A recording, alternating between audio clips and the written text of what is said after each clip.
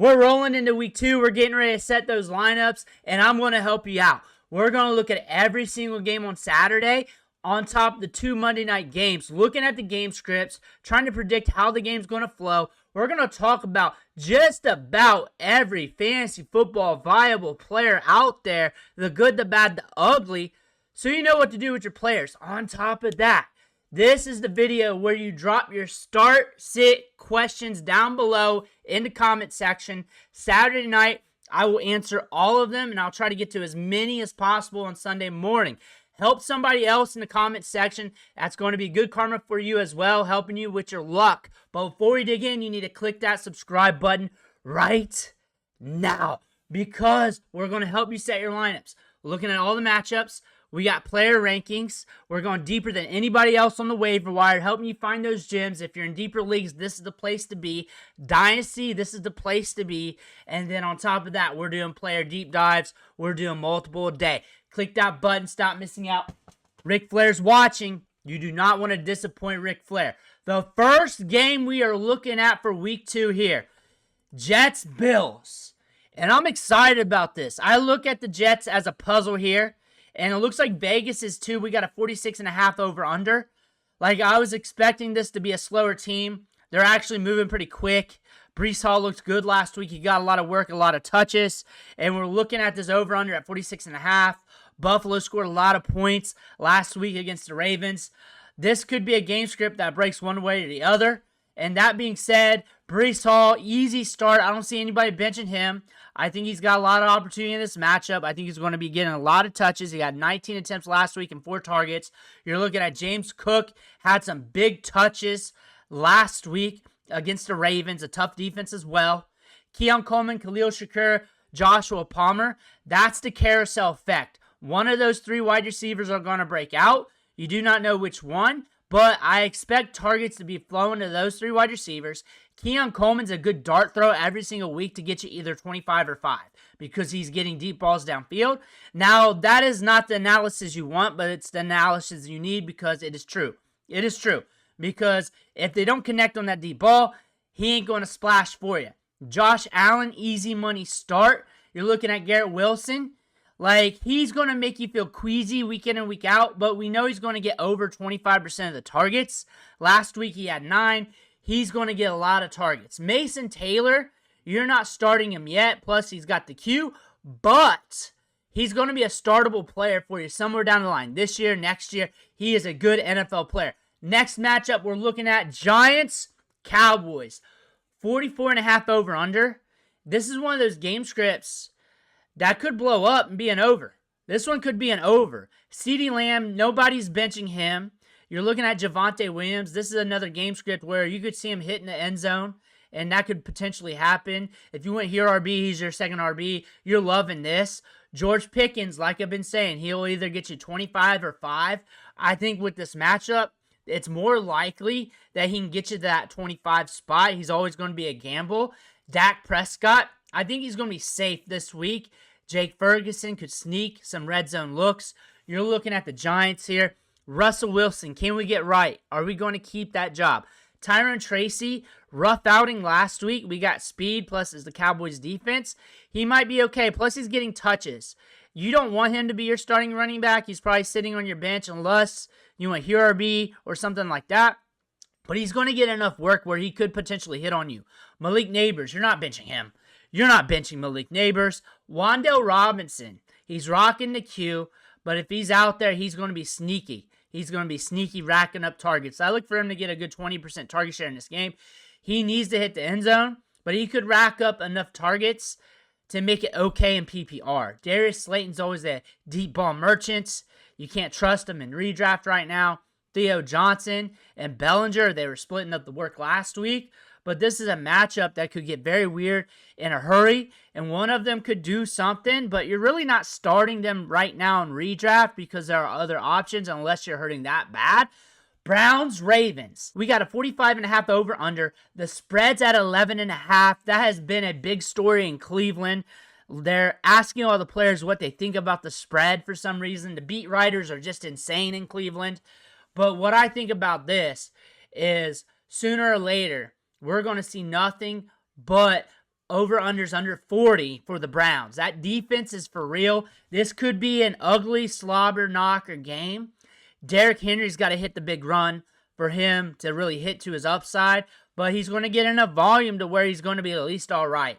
Zay Flowers could be volatile. Like, if you simulated this game 100 times, you're getting up and down production. It's whether or not you hit that big play, and the Ravens might have to get creative. Deep shots downfield to Rashad Bateman. He's got to bring one in. And DeAndre Hopkins, like, you're not starting him in redraft unless it's 14, 16-team leaguer. But, again, you got to get creative, so some of these other receivers might have to get some extra workload. Mark Andrews, they might have to get creative, but I'm not trusting him right now. But you're throwing him in there. This is going to be a rough matchup. Quinshon Judkins, that is the player we're paying attention to. Dylan Sampson, running a lot of routes last week. 8 balls caught off 8 targets. Jerome Ford ran more routes than him, but didn't get the workload. You're also looking at Joe Flacco. I'm not hearing anybody starting him unless it's a 2-QB league. You're looking at the wide receivers, Jeudy and Tillman. You're really looking at them as flex plays. If you got to start them as like your wide receiver too, you're probably not going to win your matchup this week. You're looking at David Njoku and Harold Fannin. The targets are going to be rolling to tight ends this year. In this matchup, you could definitely see them getting very creative. And if Flacco's got to sling the rock, because the Ravens could break this one loose. They could. They got the firepower to do so, especially with Lamar Jackson being the X factor. But it could also be a nasty slobber knocker, low-scoring game. I expect targets in Njoku if you're starting Fannin. This ain't a great matchup. Remember that. You picked him up off waivers. You spent good fab. Don't release him after this game. This is a nasty matchup. This could be a low-scoring game. Remember the Bengals game last week. It was rough. Bears, Detroit Lions, 46.5 over under. This is a matchup that when you look at it on paper, you think Bears, Lions, you think higher scoring, but it could be lower scoring as well. What version of Caleb Williams are we going to get? That is the question. We had that question last year, and we had that question off and on mid-game last week. DeAndre Swift should get 5 targets or more if he's able to put it together when he's catching the ball in space. You might get something out of him. Nonetheless, he's got to cross the goal line. DJ Moore, Odunze, those are 2 wide receivers that's going to be started a lot in redraft. Odunze has upside here. Targets downfield. Guy to look at. DJ Moore's going to get volume. Didn't really hit, but we're going to see what happens this week. I don't like the tight ends for the Bears right now. I kind of need one to emerge. I want Colston Loveland to get more work. That's going to happen sooner than later. Looking at Detroit, it was kind of a rough outing for the running backs. Gibbs did okay, but it could have been better. But you're looking at this matchup here. They're definitely going to get him the rock one way or the other, so I have faith in starting him. David Montgomery's always a gamble to cross the goal line. You're throwing him in there just to see what happens. Amon-Ra, you're not benching him. Should be getting targeted. J-Mo, upside play, but last week didn't go so hot. J-Mo is a candidate to do well for you. Isaac Tesla had a touchdown last week, but not much work. Sam Laporta killed it last week, and he could be getting more targets again. Rams, Titans, 41.5 over-under. Spread's fairly tight, but kind of loose at 5.5. I like Puka Nacua every single week. I'm never going to bet against him as long as he's healthy and on the field. Davante Adams as well. I look for him to get a lot of volume in this matchup, which by proxy means I like Matthew Stafford. I also think this could be an ugly, gritty game, and I think one of these players will hit their upside and the other one will just be so-so, but that's going to be an in-game type of scenario. Kyren Williams will get volume. He needs to score a touchdown in this game for him to hit his upside because the Titans were pretty gritty against Denver last week. That could come to play. Now you're looking at Cam Ward here. It's another rough matchup. His second starts. Redraft fantasy football. Nobody's really starting him. Tony Pollard, he should be a little bit better than last week. He just should be. It was against the Broncos. He's still got volume. He'll get volume in this matchup. Calvin Ridley's going to soak up some targets. Easy 5+ targets, all deep downfield. Alec Amon-Ra's the wide receiver to watch here. Had an average depth of target of 19 over 100 air yards last week and 7 targets. This is a wide receiver that could emerge into being the guy later on down the road. Tyler Lockett, I would not start him Even if he hits, he's a guy you're not throwing in your lineup.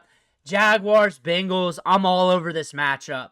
Just start everybody. We got about a 50 over under, but when you look at the firepower in this game, how are you going to really slow it down? You're looking at the Jacksonville side. Brian Thomas Jr., Travis Hunter, Travis Etienne. That's a lot of firepower. Britton Strange could sneak some extra targets if the ball's really flying. By proxy, Trevor Lawrence should at least be okay. Same thing with Joe Burrow.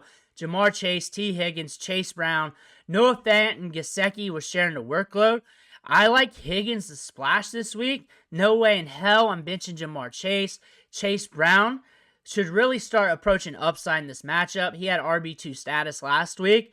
I like this matchup. I like everybody involved. Anybody in this matchup breaks tiebreakers. 49ers, Saints, 40.5 over under. And we're looking at the injuries here, especially at tight end with George Kittle on the IR. I think more volume to Christian McCaffrey. I think he's going to soak that up. Also, Brock Purdy is out. We're looking at Mac Jones. I think Ricky Pearsall might soak up some targets. Juwan Jennings, he just does not do too much with his volume. He might sneak some. He's also got the Q. I think Ricky Pearsall soaks up some volume in this matchup against the Saints. I think this could be a Ricky Pearsall day. Watch out for Kendrick Bourne. Alvin Kamara, you're not benching, but I'm always leery of Spencer Rattler. Last week, Kamara only got 2 targets. Chris Olave got a lot of work last week, plus a lot of targets downfield. Rashid Shaheed's next in line in that offense. Juwan Johnson racked up targets last week. He looked solid, and I expect him to be solid in this matchup. Seahawks, Steelers, 40.5 over under. We got a tight spread at 3 here, and the Jets ran all over the Steelers last week. They got Kenneth Walker. They got Zach Charbonnet, as in the Seattle Seahawks. I look for them to run the football. I look for them to slow it down, run the football, a lot of rushing attempts. It was split up, almost dead even in opportunities between Walker and Charbonnet. That's probably what we're going to see this year. Both of them are good. Both of them are solid. This is a matchup where I feel like Seattle saw what happened last week. They're going to try and exploit that. Jackson Smith-Njigba, 13 targets last week. I look for him to get a good target share, 25-30%, soaking up all the targets. Cooper Kupp getting a little bit. I'm starting JSN. Obviously, Cooper Kupp, I'm kind of leery of in this matchup. He could sneak points, but I'm not trusting it. Sam Darnold might be volatile here. Aaron Rodgers was good last week. They were a little bit faster than anticipated. DK Metcalf should easily get a 25% target share, speed to burn, plus they're manufacturing him targets. Calvin Austin is your upside play for DFS. I would not be starting him in redraft unless I'm in a pinch or in a deeper league. I'm not trusting the running backs here for the Steelers. Arthur Smith City, he could really just be changing things up. Kent Gainwell could be leading the touches for all we know, and Caleb Johnson be next in line with Jaylen Warren actually being the starter. It could be weird every single week with them, but Jaylen Warren is actually a guy you're looking at here, but Arthur Smith's going to Arthur Smith. Patriots, Dolphins, we got a 43.5 over under. We got a tight spread in this matchup. The Dolphins are leaking fantasy points right now. Their passing defense is non-existent. I look for Drake May to kill it. I look for Stephon Diggs to get a lot of targets. Keyshawn Boutte is going to be out there leading the team in routes ran. I am starting the pass catchers on this team. Henda will probably score in this matchup and get a lot of work in the passing game. Hunter Henry is a lock for 5+ targets. Should get good workload in this matchup. We're watching the Dolphins here. Tua sucked last week. Devin Achane, I think he's going to be safe enough with the workload. Tyreek Hill, Jalen Waddle, they're going to be volatile. But you're starting at least Hill in a lot of your matchups, hoping for the best. Waddle's one of those guys, he's a fringe flex right now. But again, with some of these matchups where they're going to play from behind, you might be starting him nonetheless. Panthers, Cardinals, 44.5 over under. The must start here is definitely James Conner. Panthers leak fantasy points in the run game, and that's just going to keep happening. They did it last year. They did it last week. That's just going to keep happening. Marvin Harrison Jr., I'm not afraid to start him in this matchup, even though this game script could get rather dicey quick and in a hurry with the Cardinals with the lead. That could impact his numbers. Same thing with Trey McBride, but he's Trey McBride. He's a stud, so you got to start him. Kyler Murray has a good matchup for him. He should be solid this week. T-Mac's going to get 5+ targets. He had 9 last week. I look for him to easily lead the team in targets. Xavier Legette, not a usual starter in redraft, but he's always sneaky every week to cross the goal line and rack up more targets than anticipated. Hunter Renfrow had a good bit of targets last week, but you're not starting him right now unless you're in a deeper league or a dynasty league where you're hurting that bad. Chuba's going to get volume. Chuba should at least get you RB2 results this week. Bryce Young is volatile as all get out. He's either a QB1 just from the rough play and just coming back from it, or he's a QB none because of the rough play all around. JT Sanders is always a sleeper. Denver Broncos versus the Colts. We got a 43.5 over under, a tight spread at 2.5. I look for this game to be interesting from a football standpoint. This is a game that could blow wide open, but I believe the Broncos on defense is going to stand on business, slow this game down. Danny Dimes will probably give you okay production, but not good enough to make you happy. You're still starting Jonathan Taylor, but you're gritting your teeth with it. He should get you RB2 results at least. Michael Pittman, Alec Pierce, Josh Downs, A.D. Mitchell. Deion Jones is going to have to get creative with his targets. A.D. Mitchell or Alec Pierce might surprise you in this game as they're going to have to go through their progressions, and it could be one of them getting a big play. Tyler Warren, he's startable, but it's a rough matchup. So don't be too crazy on me if the results are bad, because it could happen. I like Evan Ingram. I like his volume. I like Courtland Sutton. He gets a lot of volume, deep targets downfield. I don't care about the matchup. I'm always going to bring him in. It was a rough matchup last week, a bad game script. He still did well. Troy Franklin, be on the watch out for him. He's been getting a lot of work. He's a guy that you might be picking up next week. J.K. Dobbins might get some work, but R.J. Harvey's the guy we're watching, and there's indicators in the press that he's getting more work this week. Bo Nix threw 2 picks. He's looking to get right from that. I do not expect that to happen, but we did not expect him to throw 2 picks last week. I expect him to rock pretty good this week. Eagles, Chiefs, 46.5 over under. That Chiefs defense is going to stand on business. They're going to slow down this Eagles offense, but I think both offenses are going to get creative in this matchup, and they're still going to let the points fly a little bit. It just ain't going to get crazy here. I look for Saquon to at least be all right. I look for him to have some big moments.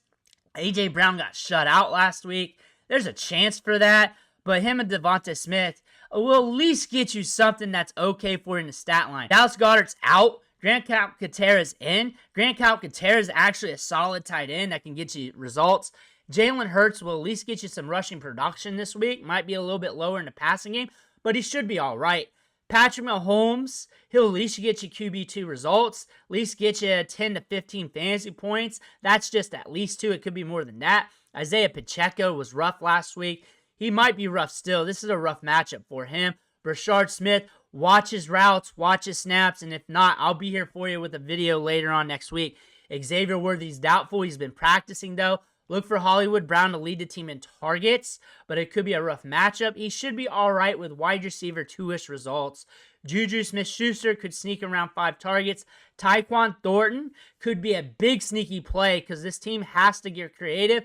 He might get some big plays, some big shots downfield like we saw in preseason.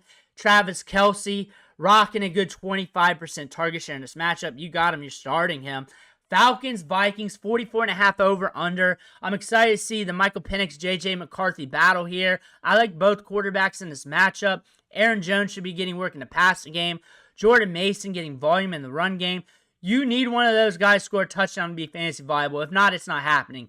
Justin Jefferson, you're starting. He should be at least okay in this matchup. I look for this to be a shootout. This could actually just hit the over here. There's a good chance for that. Justin Jefferson, I look for him to be rather stellar, actually.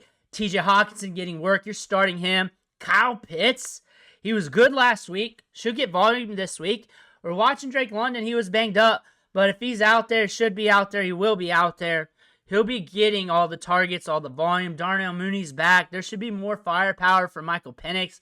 Darnell Mooney could sneak some production if they're yielding away from Drake London. That's going to make this team scary. And then Kyle Pitts might see a little less volume due to that, unless Penix got that connection. But John Robinson, you're starting. Good in all cases, good in all matchups, good in the passing game. Could get it up the gut a little bit more. Tampa Bay at Houston, 42.5 over under. Bucky Irving, Rashad White, Sean Tucker. Bucky Irving should be getting the opportunities in his backfield this week. He should be getting the workload. But again, change in offensive system, change in coaching staff, should at least get you RB2-ish results. I like Mike Evans a lot this week. I like him getting the volume downfield, getting the deep targets. I'm all in on Emeka Egbuka again. I was last week. I am again. I think this game script is going to blow wide open. I think you look at the scoring last week. I think there's a lot of good firepower with both offenses. Cade Otton could sneak away with some extra targets. You're looking at CJ Stroud here. Bad outing last week. But if we can connect with Nico Collins, Jaden Higgins downfield, should have a good matchup for him. I'm all in on Nico Collins. I think he's going to be all right, getting a good target share. I'm not really into Nick Chubb, but he could accidentally cross the goal line for you and be fine. Dalton Schultz might get some volume or might see some goal line looks. That's something to pay attention to. Christian Kirk's questionable, but if he's out there, you may want to roll with him just in case his game script hits fire. You're looking at Chargers, Raiders. We got a 46.5 over under. Chargers are traveling to the Raiders. Tight spread at 3.5. And I look for this game to be bonkers. I look for it to be solid. I think this is going to be a fun one to watch. Marin Hampton, a lot of people are down on him, but I think he's going to be solid. I think he crosses the goal line. I think Najee Harris might sneak into high-end RB3, low-end RB2 territory this week. You got the carousel effect here. Ladd McConkey, Quentin Johnston, Keenan Allen. Any one of those wide receivers could get it on any given Sunday. Ladd McConkey, I expect him to lead the team in targets, but Keenan Allen's next in line. If I would guess, Ladd McConkey 1, Keenan 2, Quentin Johnston next after that as a volatility play there. All three of these guys need to be rostered. Outside of McConkey, the other two are kind of gambles for fantasy, with Allen being semi-safe as a flex play. And Quentin Johnston, you're always throwing him in there as a gamble if you need it. Raiders, Geno Smith might be fine in this matchup. Jacoby Myers might push 10 or more targets in this game as you're looking at these wide receivers. Dante Thornton, he's a gamble to catch the big play. If they miss it, he ain't hitting. But if they hit it, he's going to hit big. Ashton Genty, you're starting him. I look for him to get a touchdown. I look for him to get a lot of touches. Brock Bowers, questionable. I'm not hanging out with him, so I don't know. This game's on Monday night. You'll have more information on that. And I will have another video breaking down the Monday night games so you know more about what's happening. But usually, the questionable players that may be out are not available with the news that early in the morning when I do the videos. Those are the matchups for week 2. Drop your start, sit questions in the comment section below. Hit that subscribe button on the way out. I want to thank you for watching. Catch you on the next video.